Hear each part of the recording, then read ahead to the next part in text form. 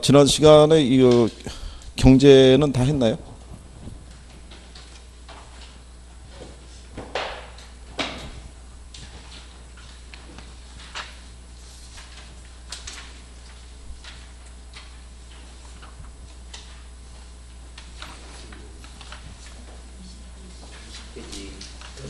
공급하실 차례인가요?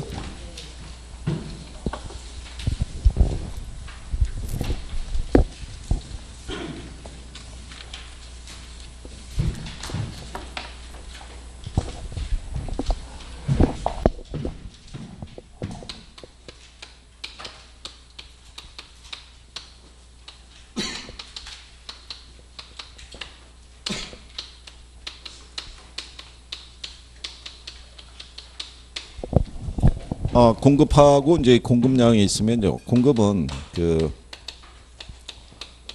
일정 기간 동안에 시장에서 주어진 모든 가격 수준에 대응해서 공급자가 이제 공급하겠다는 욕구이자 계획을 공급이라고 그러고요. 얘는 일정 기간 동안에 특정 가격 수준에서 공급자가 공급할 수 있는 최대 양을 공급량 이렇게 얘기를 하거든요. 그러니까 가령 예를 들어서 갑이라는 양반이 사과를 만약에 농협에 이렇게 납품을 할 때 납품 단가가 이제 조금씩 달라지게 되면 거기에 따라 이제 이 공급할 수 있는 양이 좀 틀려질 수 있다는 얘기죠. 그래서 이게 납품 단가가 만약에 개당 500원이다 그러면 예를 들어서 한 5박스 정도. 근데 이게 800원으로 올라가게 되면 그럼 한 8박스 정도. 근데 이게 한 1000원 정도까지 납품 단가가 올라가게 되면 한 15박스 정도. 쉽지는 않겠으나 뭐 3000원까지 올라가게 되면 뭐 한 100박스까지. 이런 식으로 이제 특정한 상품에 대한 납품 단가에 따라서 공급하겠다는 이런 계획을 가질 수 있다는 얘기죠. 그래서 이런 이 특정한 상품에 대한 이 모든 가격 수준에 대응해서 공급하겠다는 계획 자체를 우리가 공급이라고 얘기를 해요. 근데 이제 어느 날 납품 단가가 1000원으로 결정이 됐을 때 이 사람이 공급할 수 있는 최대 양이 우리가 15박스라고 그러면 이거를 우리가 공급량이라고 얘기를 한다는 얘기죠. 그러니까 이 공급이라는 거는 이 곡선 전체에서 나타날 수 있다는 얘기죠. 그러니까 이게 사과에 만약에 납품 단가라고 그러면 그 가격이 결정이 됨에 따라서 이렇게 공급할 수 있는 여러 개의 뭐를 세울 수 있다. 계획을 세울 수 있고 만약에 가격이 얼마로 결정이 되면요. 1000원으로 결정이 되면은 공급할 수 있는 최대 양이 얼마가 되면 15박스. 그래서 공급량이라는 것은 이렇게 공급 곡선상의 한 점으로 나타낼 수 있다는 얘기죠.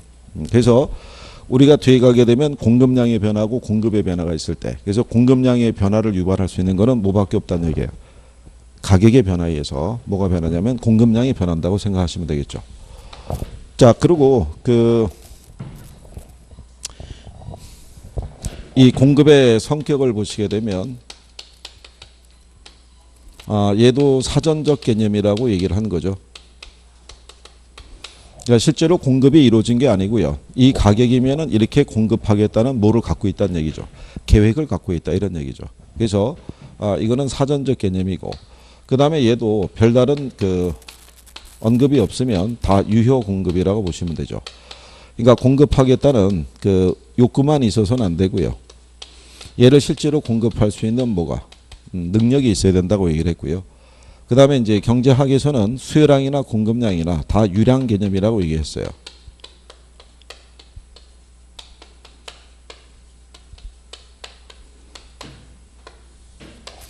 그러니까 요거는요, 경제학에서 이제 취급하는 상품이 소모성 재화이기 때문에 어느 기간에 어느 만큼 생산하고 어느 만큼을 소비했는지를 기간 개념이 명시가 되지만 그 수량의 의미가 분명해진다. 뭐 이런 얘기가 되겠어요. 그래서 여기는 전부 다 무슨 개념이다. 유량이라고 생각하시면 되죠. 유량하고 저량에 대한 관계에서는 지난 시간에 한번 우리가 구분했었죠. 수요할 때. 그러니까 그거 좀 참고하시면 되겠고. 그 다음에 이제 우리 교재상에서는 공급하고 공급량이 있고요. 그 다음에 이제 공급의 결정요인 뭐 이렇게 되어 있는데, 그게 이제 공급 함수라고 생각하시면 되죠. 이 공급 함수라는 것은요, 이 공급량에 그 영향을 미치는 여러 가지 변수들과의 관계를 우리가 이제 수학적으로 표현하는 거죠. 그래서 그 요인을 보시게 되면 당해제와의 가격도 있고, 그 다음에 기술 수준도 있고요. 그 다음에 생산 요소 가격, 뭐 이런 게 있다는 얘기죠. 그래서 이제 여기서 보시게 되면 이게 이제 당해제와의 가격, 그 다음에 기술 수준, 생산 요소 가격, 얘들 하나하나가 변하면 뭐가 변할 수 있다는 얘기예요. 공급량이 변할 수 있다, 이런 얘기가 되겠죠. 그래서 얘들은 우리가 독립변수라고 그랬고, 수요 측면에서는 관련제와의 가격이라고 해서 대체제, 보완제가 중요한데, 여기는 기술 수준이라든가 생산 요소 가격이 더 중요하다라고 얘기를 했어요. 그죠? 기억하시나요? 그래서 이 생산 요소 가격이라는 거는 생산에 대한 이 생산 요소 자체가 제품을 생산할 때 투입하는 재료를 의미한다고 그랬죠. 그 재료에 대한 대가를 뭐라 그런다? 생산 요소 가격. 우리가 생산의 3요소 그러면 토지가 있고, 노동, 그 다음에 자본. 이건 이제 생산 요소 얘기하고요. 여기에 대한 사용에 대한 대가로 지대, 임금, 그 다음에 이자. 이게 생산 요소 가격이라고 생각하시면 되겠고. 자, 그랬을 때 얘들이 전부 변하면 이 공급량의 변화에 영향을 주는 거를 그림상에 다 표현을 할 수 없다고 그랬죠. 그래프상에서는 두 개의 변수만 표시할 수 있으니까 얘들도 당해제와의 가격을 제외한 다른 요인은 어떻다고 가정하는 거예요. 일정하다고 가정하죠. 그럼 다른 요인은 일정하다고 가정할 때 여기 공급량에 영향을 미치는 거는 당해제와의 뭐밖에 없다는 얘기예요. 가격. 그렇죠? 그래서 이제 일반적인 우리가 이 공급량에 영향을 미치는 유일한 변수는 당해제와의 가격밖에 없다라고 얘기를 하죠. 이게 이제 기본적으로 이제 그 경제학에서는 부호를 써서 이렇게 쓰거든요. XJ 가격 이렇게 표현하는데, 여러분 시험이나 그런 데서는 부호로 명시하거나 그러지는 않으니까요. 그냥 당해제와의 가격이다라고 이렇게 생각하시면 되죠. 그러니까 당해제와라는 건 지난번에 설명했지만 주택 그러면은 뭐가 되겠어요? 주택이 당해제와죠. 아파트 시장에서는 뭐가 당해제와고, 아파트가 이제 그런 내용으로 정리하시면 되겠고. 자, 그러면 여기에서 이 공급량에 영향을 미치는 유일한 변수가 가격이 되니까 우리가 임의에 이렇게 공급 함수를 만들었을 때,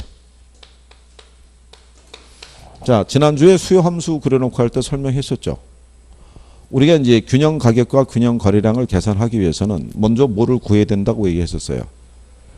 현재 얘가 미지수잖아요. 그러니까 얘를 구하려고 그러면 뭐를 먼저 구해야 돼요?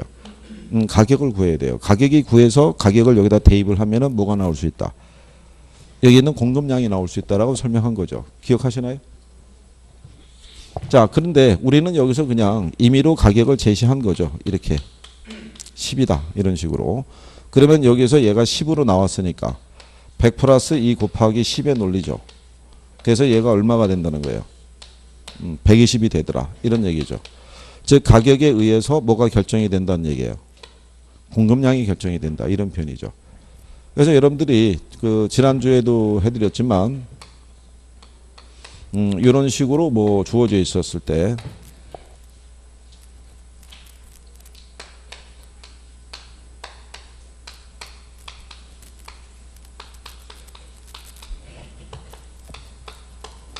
이렇게 만약에 주어져 있다 그러면 균형 가격과 균형 거래량을 만약에 계산하죠. 이렇게 하게 되면 그러면 균형 가격 하에서는 수요량하고 뭐가 같아져요? 공급량이 같아지죠. 그러니까 둘을 나란히 이제 연립을 하게 되면 120 마이너스 2P가 10 플러스 4P와 같다는 얘기가 되죠. 그러면은 이때 계산할 때 어떻게 하면 된다 그랬어요? 이거. 일단 가만히 보시면 여기 등호가 있잖아요. 여기 마이너스 2P죠. 그럼 넘어가면 뭐가 되겠어요? 플러스잖아요. 그러니까 여기 있는 4P하고 더하면 돼요. 그렇죠? 근데 여기 있는 10이라고 있죠. 10은 이 앞에 플러스의 부호가 생략되어 있는 거예요. 그러니까 얘가 좌변으로 넘어가면 뭐로 바뀌겠어요? 마이너스. 그러니까 얘는 빼면 된다는 얘기죠. 그러면 120에서 얼마 빼면 된다는 얘기예요. 10을 뺀다든가 이런 식의 논리겠죠. 120으로 하시면 안 되겠군요. 한 100 정도 해드려야지. 그래서 이게 100이라고 가정하게 되면 이렇게 넘어가면서 이걸 빼면 되겠죠. 그러면 100에서 10 빼면 얼마 나오겠어요? 90일 거고. 얘가 넘어가서 4하고 더하면 얼마? 6 나올 거 아니에요. 그쵸? 그러면은 이 양변을 6으로 나누라는 얘기잖아요. 그쵸? 그러면은 P가 얼마 나오겠어요? 그럼 한 15 나오겠죠. 그렇잖아요. 그럼 15가 나왔으니까 이걸 여기다 대입하면 되죠. 그러면 2 곱하기 15 하면 30이잖아요. 그럼 100에서 30을 빼면 얘 70 나오겠죠. 그럼 4 곱하기 15 하면 60이잖아요. 60에다 10을 더하면 70 나오겠죠. 그러니까는 뭐가 정해지면, 그렇죠? 이 가격이 정해지면 양이 나온다는 얘기죠. 그렇죠? 그러니까 그 기본적인 거는 오히려 이렇게 이제 수요 함수하고 공급 함수를 하면서 그렇게 해서 이제 정리한다는 얘기죠. 그러니까 여기는 이제 임의대로 저희가 얼마라고 줬으니까 10이라고 줬으니까 이제 이렇게 120 된 거고, 만약에 얘가 이제 20으로 만약에 정해졌다 그러면 그럼 100 플러스 2 곱하기 20에 눌리니까 얘는 140 이렇게 나오겠죠.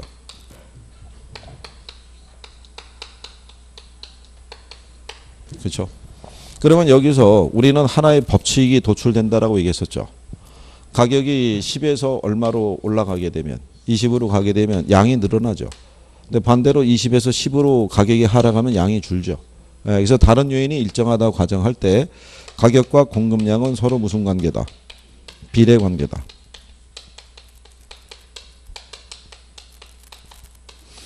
이거를 이제 표현하는 것을 이제 무슨 법칙이라고 그랬어요? 그걸 우리가 공급 법칙이다라고 얘기를 했죠. 그러니까 이 공급 법칙에 대한 것을 이제 바탕으로 이루어지는 게 그게 공급의 가격 탄력성이라고 보시면 되겠죠. 그래서 이거를 우리가 이제 그림으로 나타난 게 이제 공급 곡선이죠. 가격이 10일 때 얘가 120, 가격이 20일 때는 140. 그럼 이렇게 보이는 두 개의 점뿐만이 아니라 보이지 않는 점들도 존재한다고 그랬죠. 그러니까 이 선을 쭉 연결하면 그게 무슨 선? 그게 공급 곡선이라고 생각하시면 돼요. 그래서 공급 곡선은 기울기가 무슨 길이를 가져요? 우상향하는 기울기를 갖는다라고 생각하시면 되겠죠. 그래서 그 내용까지 이제 정리를 해드린 거고요. 그 다음에 이제 거기 20페이지 하단에 가면은 공급량의 변화가 있고 공급의 변화가 있죠. 그거는 기본적으로 기억하셔야 되죠. 그렇죠?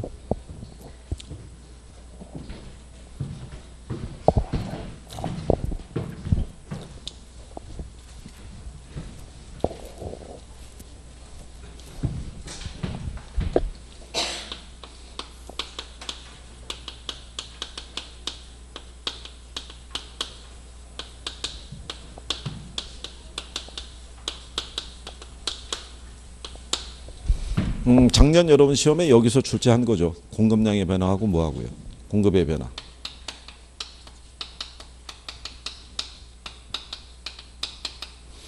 이쪽에 공급량의 변화하고요. 공급의 변화에서는 물어볼 수 있는 게 두 가지라고 그랬었어요. 그죠? 여기서 출제할 수 있는 게 하나가 뭐 있다고 그랬어요? 그게 요인이죠. 요인.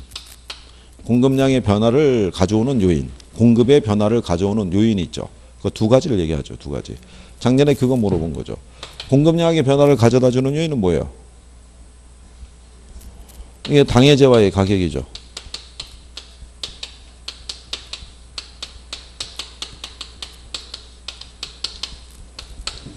얘가 변해서.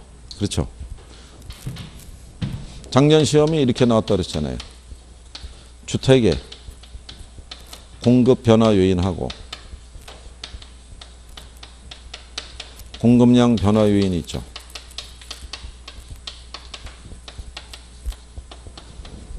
이게 올바르게 짝지어진 게 뭐냐 이렇게 출제한 거죠. 그러면 여기 뭐라고 해놨어요? 주택이잖아요. 그러니까는 이 주택의 공급량의 변화를 가져다 주는 요인은 뭐 하나밖에 없겠어요? 주택 가격밖에 없죠. 그래서 작년 여러분 문제에서는 이렇게 1번 지문해 준 거예요. 오케이. 근데 이 공급 변화 요인은 뭐 다양하죠. 이거는 예를 들어서 건설 기술에 대한 어떤 변화라든가 정부의 정책이라든가 건설업체의 수요 변화라든가 뭐 다양하잖아요. 근데 공급량의 변화를 준 요인은 뭐 하나밖에 없다. 당해제와의 가격 하나밖에 없는 거죠. 그러니까 이 요인을 구분하는 건 아주 쉬운 거죠. 출제할 때 그냥 간단하게 우리가 구별할 수 있으니까. 그렇죠? 그 다음에 이제 물어볼 수 있는 게 뭐 물어볼 수 있냐면 형태를 물어볼 수 있죠. 그렇죠? 형태는 어떤 형태로 표시를 해요?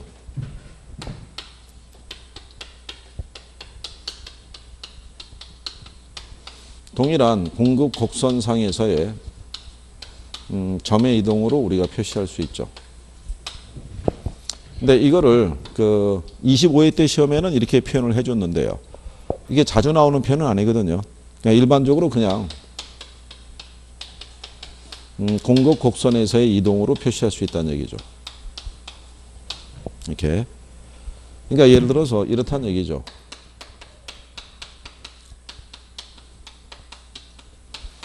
아파트의 분양가가 1,000만 원일 때 평방미터당 공급자들이 1,000채를 갖다가 공급을 했던 사람들이 분양가가 만약에 1,200만 원으로 이렇게 상승했더니 1,200채를 시장에다 공급을 하고요. 만약에 이제 분양가가 800 정도로 이렇게 떨어지니까 시장에다가 800채만 공급을 하는 거죠. 그러면 여기 지금 얘네가 뭐가 변한 거예요? 공급량이 변했는데 이 변화가 된 거는 지금 뭐가 변한 거예요? 가격이 변했잖아요. 그러니까 가격이 변해서 지금 뭐가 변하고 있는 거예요? 공급량이 지금 변하고 있죠. 그렇잖아요. 그렇게 되면 이 형태를 우리가 그림으로 나타나면은 이렇다는 얘기죠. 여기 이렇게 공급 곡선이 있다고 그랬을 때 여기가 뭐예요? 가격이고 이게 공급량이잖아요.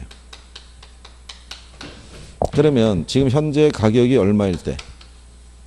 예를 들어서 1,000만 원일 때 1,000채를 공급했던 사람들인데 지금 공급되는 양이 이렇게 늘어요. 1,200채로. 그죠? 늘어난 거는 뭐가 상승했다는 거예요? 가격이. 그럼 가격이 이렇게 1,200으로 상승했더니 이렇게 해서 1,200채로 늘었다는 얘기죠. 그럼 지금 가격이 변해서 양이 늘었잖아요. 그러니까 원래 이 점에서 어떻게 돼요? 이 점으로. 근데 이 같은 선에서 움직이고 있잖아요. 동일한 공급 곡선에서. 그래서 곡선에서 이렇게 이동이 유발되는 거는 뭐가 변해서? 가격의 변화에 의해서. 만약에 가격이 이게 800으로 이렇게 떨어지게 되면 그럼 양이 이렇게 800으로 이렇게 줄죠. 800채로. 그럼 얘도 이렇게 점에서 이동이 되죠. 근데 이거를 점의 이동이라고 하지 않고 그냥 어디서? 동일한 공급 곡선에서의 이동이다. 이제 이렇게 표현해 주는 거죠. 그걸 우리가 이제 공급량의 변화라고 얘기를 하죠.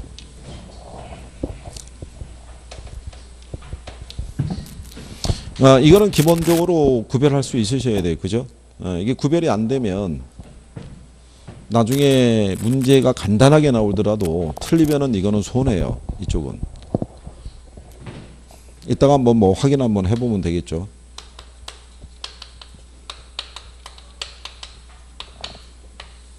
자, 공급의 변화라는 것은요.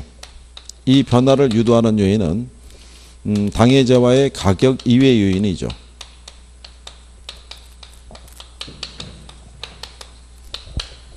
그래서 이제 나타나는 어떤 이제 형태라는 거는 공급 곡선이 있죠. 얘 이동으로. 그러니까 여기는 이제 이렇다는 얘기겠죠. 아파트의 분양가는 그대로 1,000만 원인 거죠.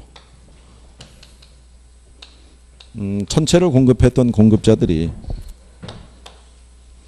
1,200채를 공급하기도 하고요. 또는 800채를 공급하기도 하는 거죠. 그러면 뭐가 변하냐면 공급량이 지금 변했죠. 변했는데 뭐가 변화가 없어요. 가격은 변화가 없어요.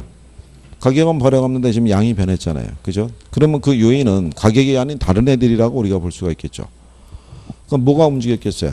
이렇게 하면. 이럴 때 이제 여러분들이 하시는 공급 변화 요인이 있죠. 그런 게 들어간다고 보시면 돼요. 그럼 공급 변화 요인 중에서 뭐 있겠어요? 건설 노동자의 임금이 하락했거나 건축 기술이 발달했거나 그렇죠? 네, 이런 식으로 해서 이 가격과 관계없이 양에 대한 변화가 가져올 수 있죠. 그렇죠? 그러면 이거를 우리가 그림상으로 나타내 보게 되면 얘가 1,000만 원일 때 1,000채를 공급했던 공급자들인데 가격은 그대로인데 이렇게 1,200채가 공급되기도 하고요. 반대로 이렇게 800채가 그렇죠? 그럼 지금 뭐가 변한 거예요? 이게 지금 변했죠. 이게 변했는데 얘는 그대로잖아요. 가격은. 그러면 가격이 아닌 뭔가 다른 애들의 변화가 발생한 거죠. 그걸 우리는 이 선에서는 변화를 표시할 수가 없죠. 그러니까 이 변화를 간접적으로 표시해 주기 위해서 경제학자들이 이렇게 선을 하나 새로 그린 거죠. 이렇게. 그러니까는 곡선이 어떻게 돼요? 좌우로 이동한 형태가 나타나죠. 이렇게 변화가 되는 것을 무슨 변화를 한다? 공급의 변화라고 그래요. 공급의 변화. 그러니까 공급량의 변화를 갖다 줄 수 있는 요인은 뭐 하나밖에 없다는 거예요. 가격 하나밖에 없는 거예요. 당해져요. 가격 하나. 공급의 변화를 유도하는 요인은 다양하겠죠. 그렇잖아요. 그래서 우리 교재는 그 공급의 변화 요인에 대한 부분을 얘기하고 있죠.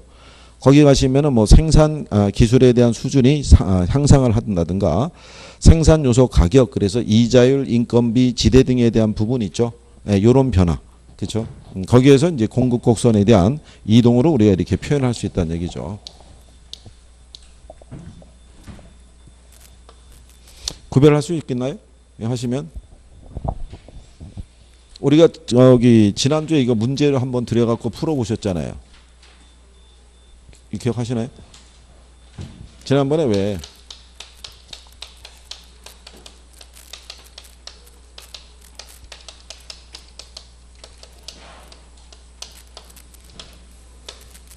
아파트 수요 곡선을 좌측으로 이동하는 요인 이렇게 물어봤었잖아요. 네, 이렇게 물어가지고 대체재에 대한 가격 하락, 그 다음에 이제 아파트 가격의 상승,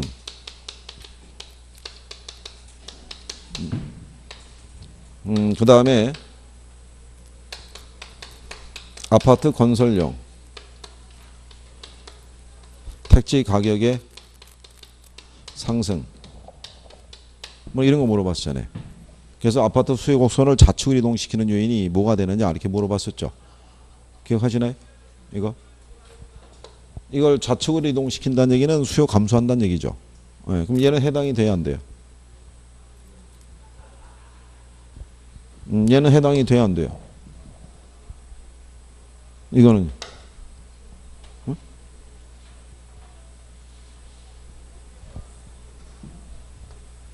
아니 뭘 그래도 얘기라도 해주시는 게 낫지 않을까요? 누구 기다리시나요? 여기서 되는 건 요거밖에 없죠. 요거 안 되고 얘도 안 되고. 왜냐면 곡선이 이동하니까 가격이 변한 거는 곡선 상에서의 이동이잖아요. 곡선 상에서. 얘가 좌우로 이동하지는 않잖아요. 가격이니까. 그냥 곡선이 이동하는 거잖아요.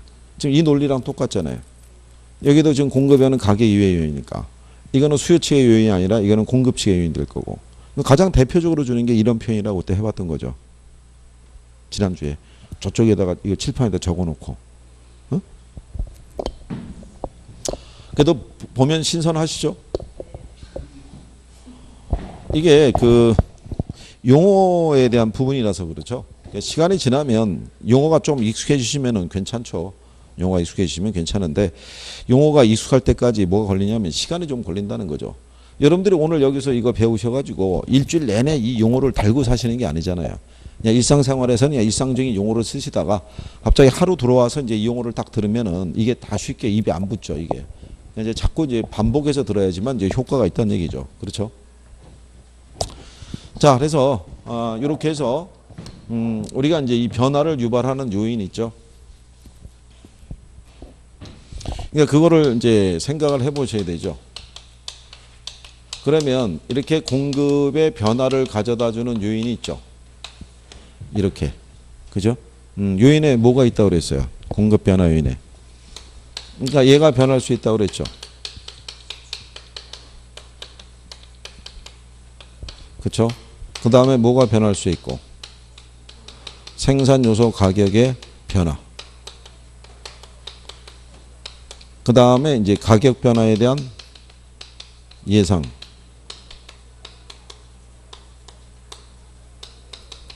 그렇죠? 정부 정책에서도 영향을 받을 수 있죠. 그러니까 이게 줄 수 있는 요인은 다양하다고 생각하시면 돼요. 우리가 일반적으로 요거 세 개 드리는 거는 가장 이제 기본적인 거를 갖고 설명해 드린 거고 실전에 들어가게 되면 이거 말고도 다양한 걸로 표시할 수 있어요, 없어요? 있을 수 있죠.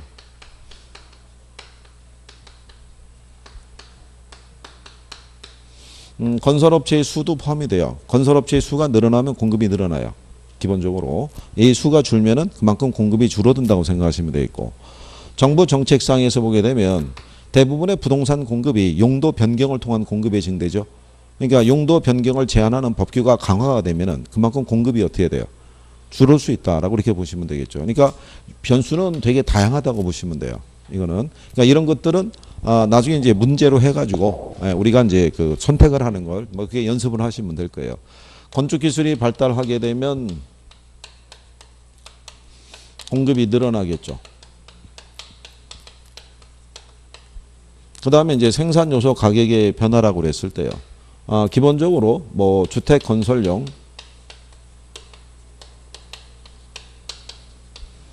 토지 가격이 있을 때 얘가 만약에 상승하게 되면 공급이 어떻게 되겠어요?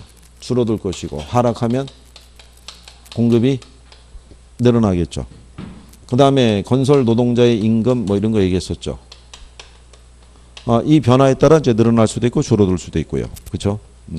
그 다음에 이제 시장 이자율 있죠. 얘가 만약에 상승하게 되면 공급은 어떻게 돼요? 줄어들겠죠. 뭐 이런 거죠. 그 다음에 앞으로 가격이 상승할 것이라고 예상이 되면 그러면 공급은 어떻게 돼요? 늘어요, 줄어요? 올라갈 거라 예상이 되면 공급은 줄어들겠죠. 더 오른 다음에 파는 게 유리하니까. 그렇겠죠? 여러분들 그렇게 하시잖아요. 아파트 시세 계속 올라가고 있으면 지금 팔지 않죠.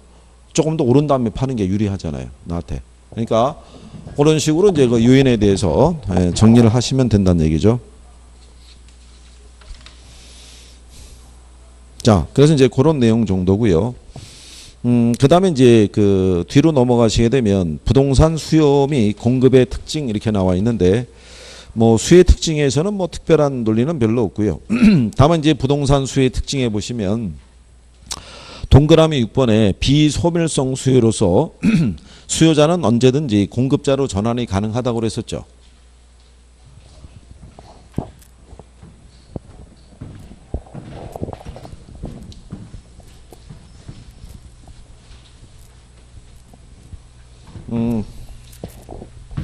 가령 예를 들어서 여기 20평형형 아파트가 있어요.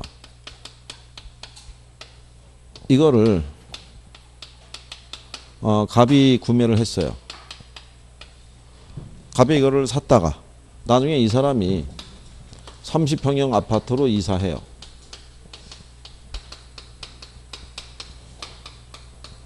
그러면 자기가 현재 보유하고 있는 20평형 아파트 있죠. 이거 어떻게 하고 가겠어요? 그냥 팔고 갈 거 아니에요. 그럼 얘는 이미 이 사람이 샀잖아요. 그죠? 산 게 다시 또 시장이 새로운 공급으로 들어올 수 있다 없다? 있다 이거죠. 그게 가능한 거는 얘가 수명이 긴 재화니까. 소모성 재화는 자기가 한번 사서 쓰면 소비할 거 아니에요. 그럼 다시 새로운 걸 사야 되는데 여기는 사서 보유 또는 이용한다는 개념이죠. 수명이 기니까. 그래서 언제든지 새로운 수요로 공급자로 또 전환이 가능하다라고 얘기를 하죠. 그 다음에 이제 그 부동산 공급의 특징을 보면요. 부동성으로 인해서 부동산 공급은 위치의 공급이고요. 부증성으로 인해서 물리적 공급은 완전 비탄력적이다라고 얘기를 하죠. 근데 이제 용도의 다양성으로 인해서 경제적 공급은 가능하다라고 얘기를 하죠. 그래서 경제적 공급 곡선은 무슨 기울기를 갖는다고 얘기를 해요? 우상향한다고 얘기를 하죠. 그게 이제 부동산 공급의 특징을 얘기를 하는데요.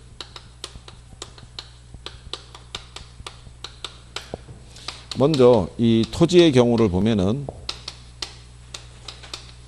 물리적인 공급이라는 거는 불가능하죠. 뭐가 있어서? 부증성이 있어서. 근데 경제적인 공급은 가능하다라고 얘기하죠. 이게 가능한 거는 이제 용도의 다양성이 있어서. 그러니까 물리적 공급은 불가능해도요. 경제적 공급은 가능해요. 이 공급을 우리가 용도적 공급이라고도 얘기를 해요.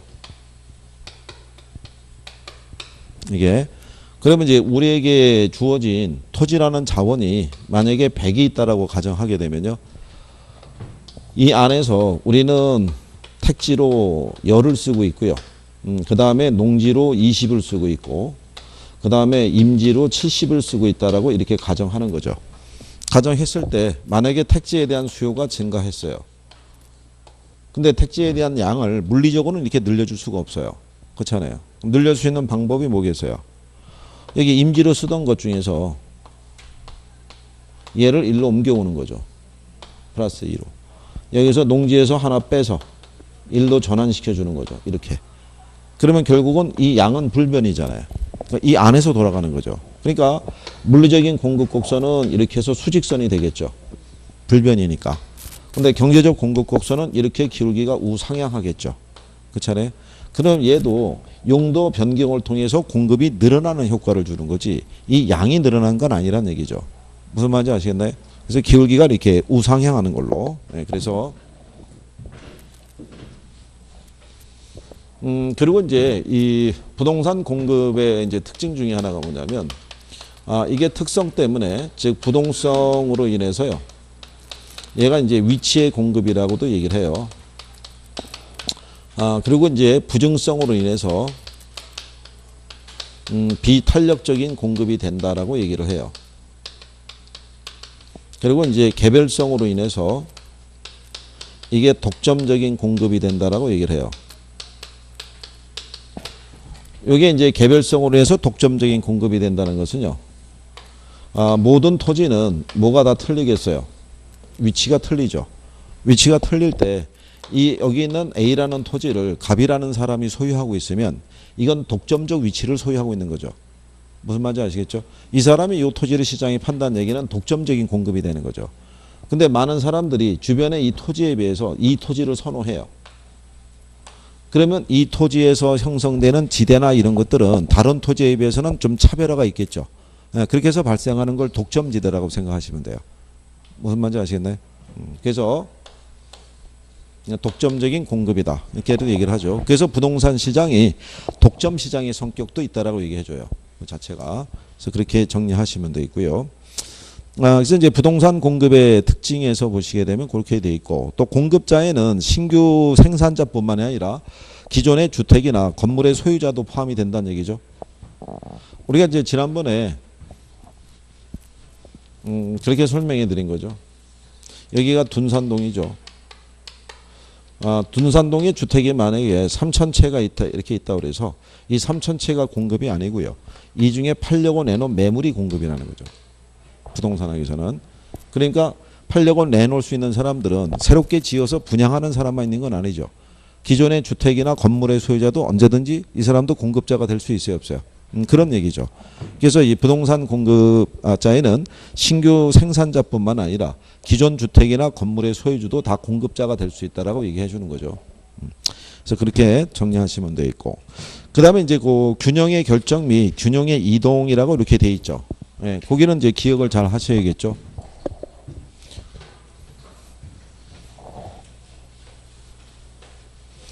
이제 그게 뭐 여러분들이 배우시는 거냐면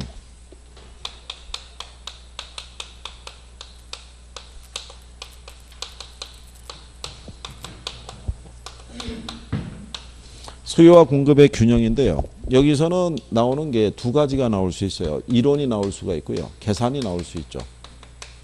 그렇죠? 작년 여러분 시험에는 이게 나왔죠. 계산 문제. 그리고 이제 요즘 들어서 문제로 나오는 것 중에 하나가 뭐가 있냐면 지문으로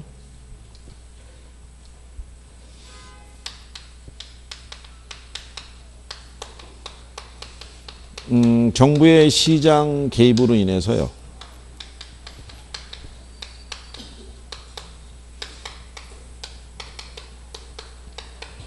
사회적 후생 손실이라는 게 초래될 수 있고요. 그 다음에 경제적 순손실 이렇게 표현해서 등장을 하죠. 이게 이제 발생할 수 있다 그러죠. 그러면 이 경제적 순손실이 있죠. 이거는 탄력적일 때 커져요? 아니면 비탄력적일 때 커져요? 이거 작년 문제예요.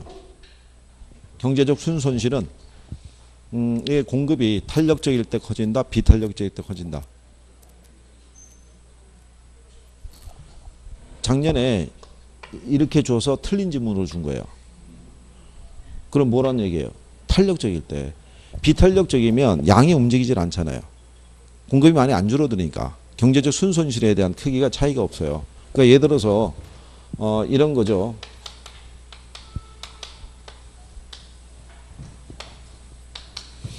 수요와 공급 곡선이 교차하는 점이 이제 여기 균형이고요. 여기서 결정된 가격이 이제 균형 가격이라고 그랬을 때, 그리고 균형 거래량이 열이었다 이렇게 가정하자고요. 그러면 요 가격 하에서는 수요자나 공급자나 다 만족한 상태라고 그랬었죠.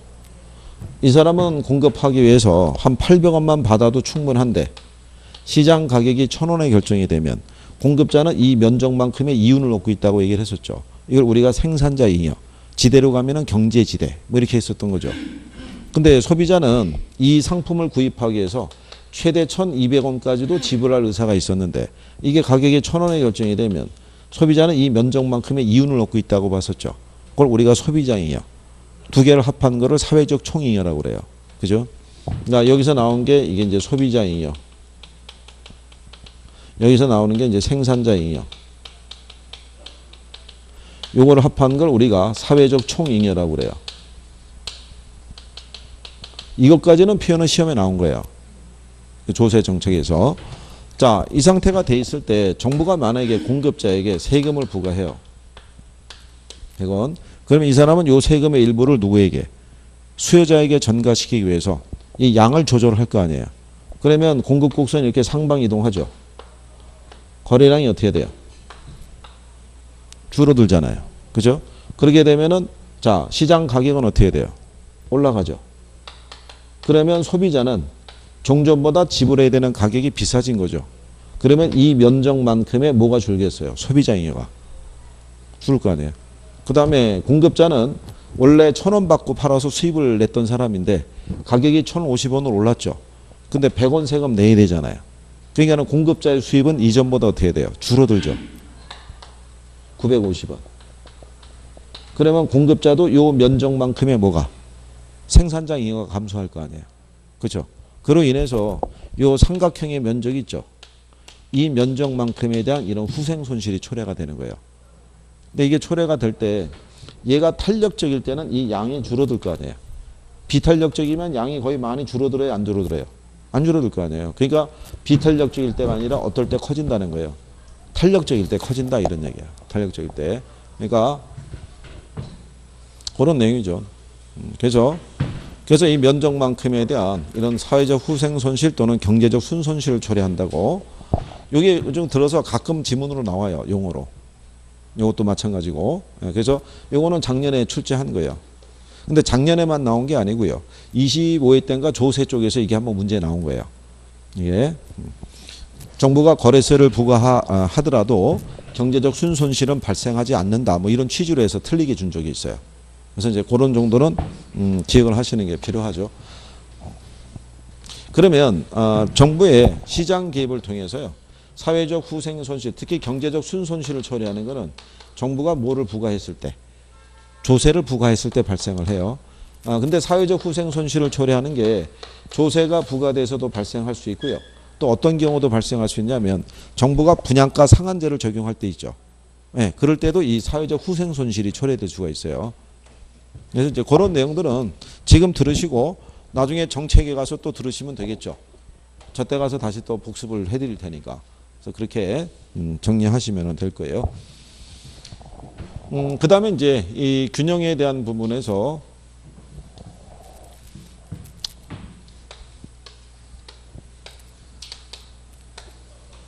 자, 이렇게 돼 있을 때요.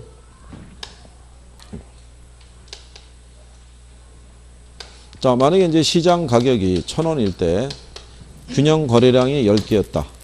자, 이 상태에서 단기적으로 이제 시장 가격이 이렇게 상승했다는 얘기죠. 가격이 상승하게 되면 수요와 공급의 법칙에 따라 수요량은 어떻게 돼요? 줄어들겠죠.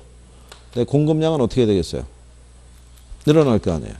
그죠? 그러면 뭐가 발생하겠어요? 그러면 초과 공급이 발생하죠. 자, 그러면 시장에서 초과 공급이 발생하는 경우는 언제겠어요? 초과 공급은 수요에 비해서 공급이 많아지거나, 그죠? 무슨 말씀이 하시겠네? 공급에 비해서 수요가 적어질 때. 그러면 그 상태가 무슨 상태? 초과 공급. 초과 공급이면 공급자 경쟁에서 가격이 어떻게 된다 그랬어요? 하락하게 되겠죠. 자, 공급자들은 재고를 남기기가 어려우니까 뭐를 한다는 얘기예요. 가격을 이게 낮추는 전략을 쓰겠죠. 박앤세일이나 덤핑이나. 그러면 가격이 어떻게 돼요? 이렇게 낮아지게 되면, 그러면 수요량은 어떻게 되겠어요? 늘어날 거 아니에요. 근데 가격이 하락하게 되면 공급량은 어떻게 돼요? 줄어들 거 아니에요. 무슨 말인지 아시겠나요? 그러면 가격이 계속 하락하게 되면 수요량은 조금씩 늘어나고 공급량은 줄어들면서 다시 원래 상태로 이렇게 회귀할 거 아니에요. 그게 시장의 자동 조절 기능이라고 그래요. 그러니까 초과 공급 상태나 초과 수요 상태가 발생을 하면 가격이 움직이면서 자동적으로 무슨 상태가 되도록, 균형 상태가 되도록 유도를 해준다는 거죠. 그러면 반대로 가격이 이렇게 900원으로 하락했다고 생각해 보세요. 가격이 하락하게 되면 공급량은 어떻게 돼요? 줄어들 거 아니에요. 근데 수요량은요? 늘어날 거 아니에요. 그렇죠? 그러면은 공급에 비해서 뭐가 많아진? 수요가 많아진 그 상태를 무슨 상태라고 그래요? 초과 수요라고 얘기를 하죠. 그러면 이때는 수요자 간의 경쟁이 발생하면서 가격이 어떻게 된다는 거예요? 가격이 상승한다는 얘기죠. 그러니까 이 상태가 되면 시장 가격이 이렇게 올라가겠죠. 가격이 올라가면 공급량은 어떻게 돼요? 늘어나겠죠. 대신에 가격이 상승하니까 수요량은 어떻게 되겠어요? 줄어들겠죠. 네, 이러면서 가격이 올라가면서 공급량은 늘어나고 수요량은 줄어들면서 다시 무슨 상태로?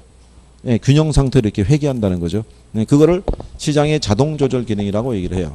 그래서 완전 경쟁 시장에서는 단기적으로는 초과 수요와 초과 공급에서 불균형이 발생하더라도 장기적으로는 수요자 및 공급자 경쟁에서 항상 균형 상태를 유지한다는 거죠.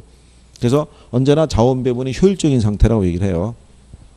그래서 여기서 우리가 기억할 거는 초과 공급은 가격을 어떻게 하고요? 하락. 초과 수요는 가격을 어떻게 한다? 상승한다는 걸 일단 기억을 해 두셔야 되죠. 그래야지 우리가 이따 얘기할 때 균형에 이동을 할 때 이제 이게 단초가 되니까.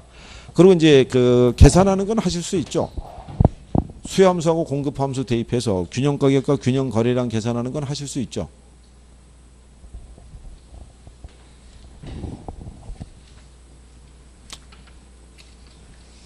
그래요. 저 늦게 왔다고 삐졌다 이런 얘기시군요. 그럼 뭐 여기 묻혀갖고 지금 대답을 안 하는군요.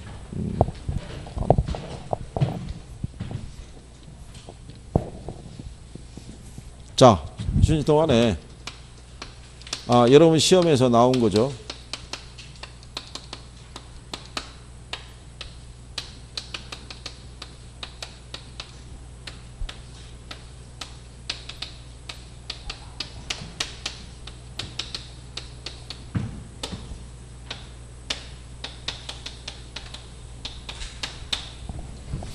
요거 둘 다 기출이죠.